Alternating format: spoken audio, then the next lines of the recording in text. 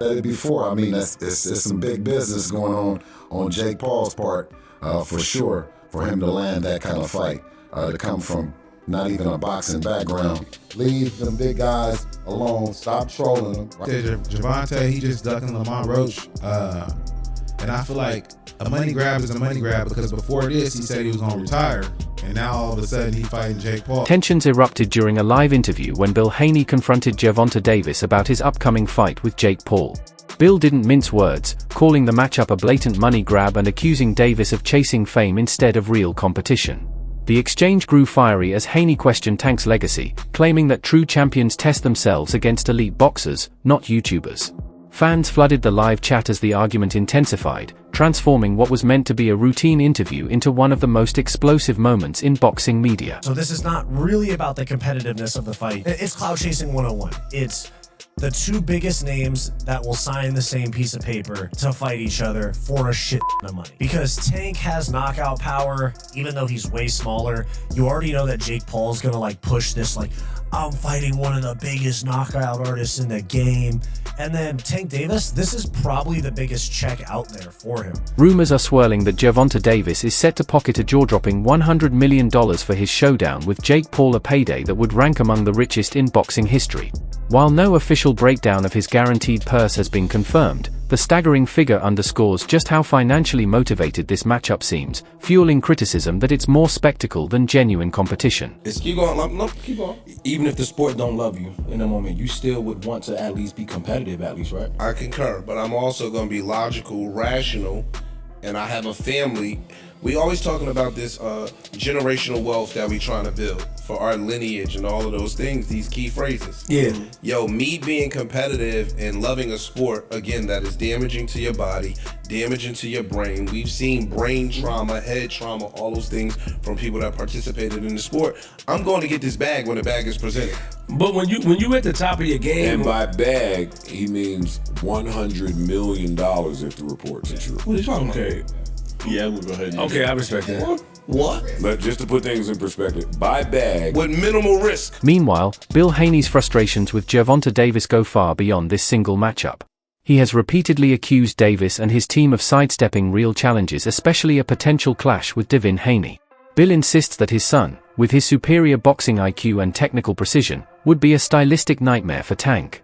And according to him, that's exactly why the fight has never happened. Bill Haney has openly questioned Davis's choice of opponents, pointing to a possible rematch with Lamont Roach Jr. as another soft selection. He argues that Davis deliberately avoids top-tier competition, favoring fighters who present minimal strategic threat, a calculated approach to protect his undefeated record while maximizing profit. He is. Mike's a tough dude. I mean, you have to watch what you say to Mike, for sure. He's in for a fight, though. Well, Mike Tyson is 58 years old. Mm-hmm. Jake Paul's 28 years old. Right. There's a 30-year age difference.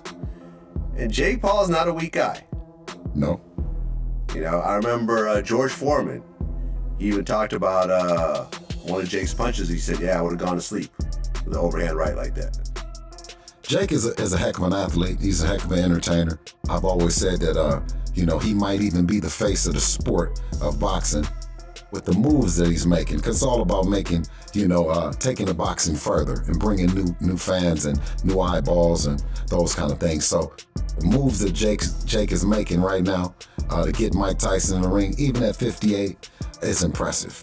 Leonard Ellaby, longtime advisor to Gervonta Davis, offered rare insight into the fighter's mental state.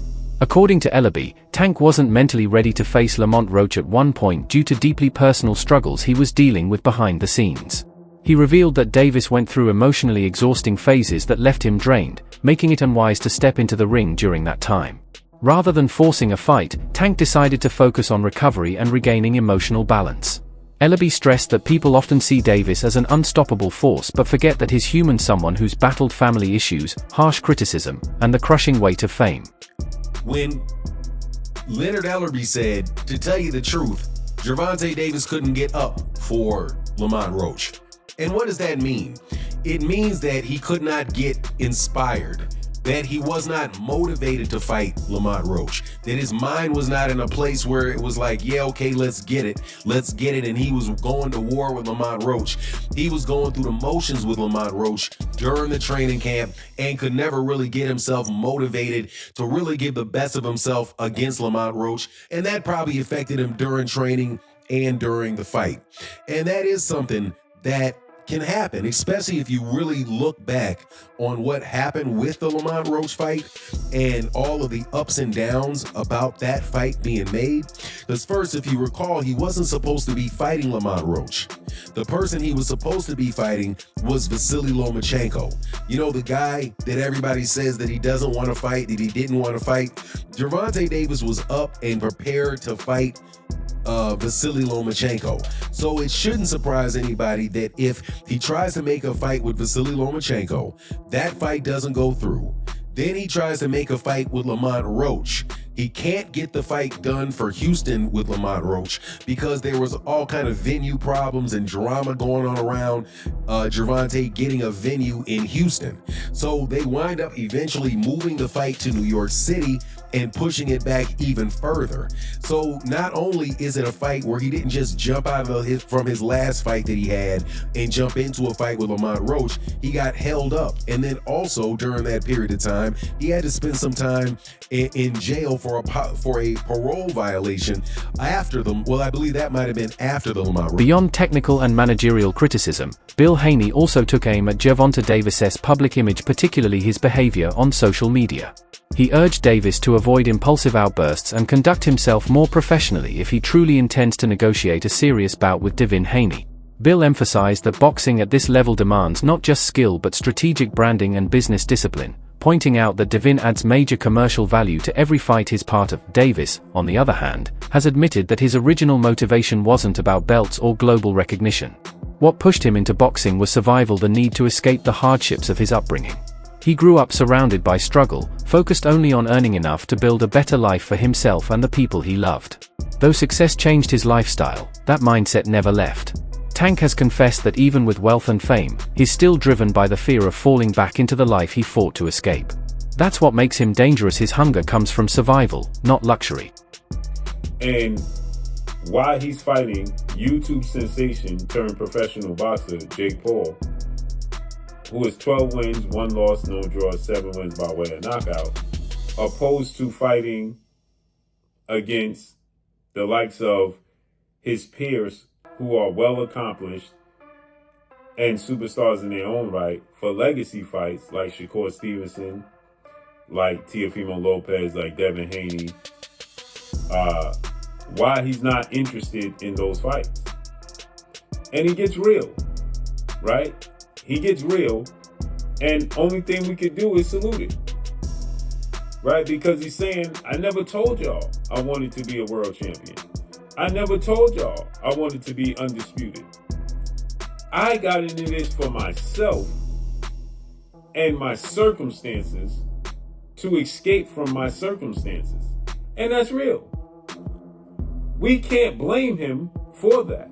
We hold him in high regard because the statements he's made and misled people when he said he got a hit list that he wants to check off before he retires, and that hit list includes Shakur Stevenson, Devin Haney, Lomachenko, who turned down the fight because of a severe back injury. And then he told the world, he told Champside, it would be great for him to become undisputed. So I think that he had a change of heart at some point in time along the way. Bill Haney has long been one of Tank Davis's harshest critics. He publicly condemned Gervonta Davis for reportedly parting ways with his veteran coach Calvin Ford, suggesting that the split played a major role in Davis's recent decline in performance. Haney stressed that Ford's mentorship was a cornerstone of Davis's growth, questioning why anyone would cut ties with someone so vital to their success. Several analysts echoed that sentiment, describing the upcoming fight as more of a flashy entertainment event disguised as a legitimate sporting contest. With Jake Paul's massive social media reach and crossover celebrity power, the bout is set to attract a far wider audience than traditional boxing typically does. Meanwhile, Davis brings the credibility of true boxing excellence, but many believe that credibility is being risked for spectacle. The stark contrast between Davis's championship pedigree and Paul's influencer-turned-fighter persona has created a spectacle that goes beyond the sport itself. Some experts argue that the true victory for both men isn't just inside the ring, but in how they're turning their careers into global brands. It's a reflection of how modern boxing continues to blur the line between pure athletic competition and high-stakes entertainment. The Lions podcast will not cover the fact that Calvin and Kenny, they got fired. Now, if Devin fired me, it would be, well, they got fired. I didn't know that was real. I thought that was some cat. They're trying to be quiet. Man, they done got fired, man. Them people done got fired, man. They hoping they get hired. You know what I'm saying? Oh, they're working on getting back. Man, Calvin came on there with them. He had them GTD first shorts, with them GTD leggings, with that GTD Kango cap, with that GTD glasses, a GTD shirt. Man, guess what? The man gave him a hug, man, and left him in the hallway. And everybody want to act like that they not really. See, they keep that magnifying glass on us, and yeah.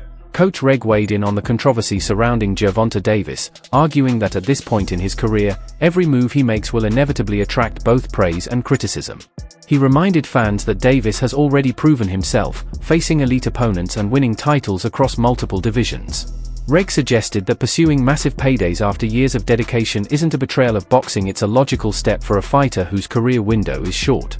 He emphasized that boxers risk their health, sacrifice precious time, and endure brutal training camps, so it's only fair for someone like Davis to prioritize financial security. In his eyes, these choices aren't driven by greed but by wisdom, the understanding that legacy and stability can, and should, go hand in hand. Speed and, his ability make up for that size difference, in your honest opinion? Well, he has to be very smart throughout the course of the fight. It's hard to know in some things. I think Gervonta's just gonna stick and move. He'll be fast, play it smart, I don't see him staying still for too long so Jake can land some shots. He'll just try to touch him. Who knows, man? It's an exhibition. It's a money grab. Jake's fighting one of the best boxers. However, many commentators have pointed out that Gervonta Davis has consistently taken on opponents with clear physical advantages and still found ways to win through grit, strategy, and flawless execution. A prime example came against Ryan Garcia, who entered the ring with superior height, reach, and blistering speed. Yet Davis stayed composed, studied Garcia's timing, and methodically adjusted his approach until he found the perfect opening. Then, in round 7, he unleashed a devastating body shot that sealed the fight and reminded everyone why he remains one of boxing's most calculated finishers. Especially Tank been talking about retiring, so why not get the bag and then go about your business if that's your plan? If that's your plan to retire, then go get the bag and go about your business. You ain't doing nothing wrong. I'm not against it. You got some people that are very critical, Tank. Does it make sense depending on what you're in boxing for? Because you got some people that want to fight the best. You got some people that want the accolades, the belts, the undisputed. You got some people that just came in this game like, look, I'm trying to get my family out of poverty and give us generational wealth. Does it all depend on what you decided to box for?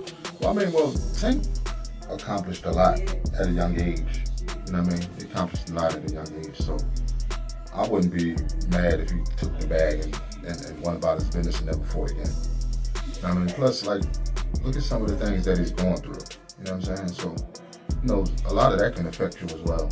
You know what I'm saying? Like when you're trying to be in this game. So I think, get the bag and go. That's your plan. Get the bag and go.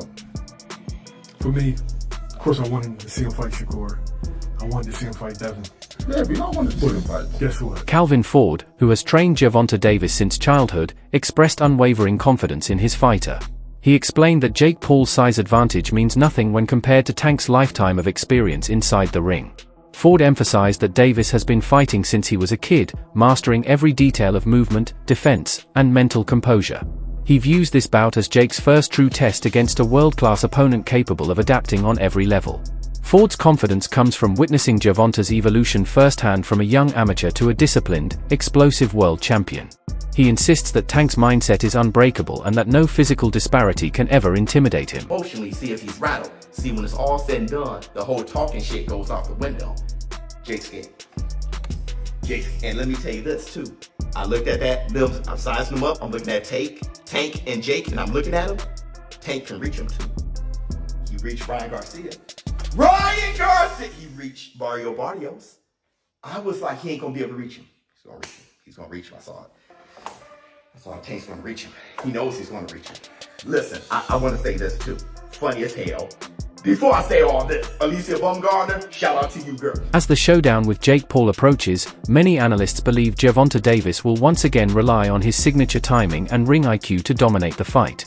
Despite Paul's size and strength, he lacks high-level boxing experience, and experts predict that Davis will exploit that gap with surgical precision, closing distance, setting traps, baiting attacks, and striking back with explosive counters. They argue that Paul's physicality alone won't be enough when he's up against a fighter who masters space, rhythm, and psychological control inside the ring. Track and keeping it moving. When you heard about the fight, were you like, wait, what? Like, we're doing what?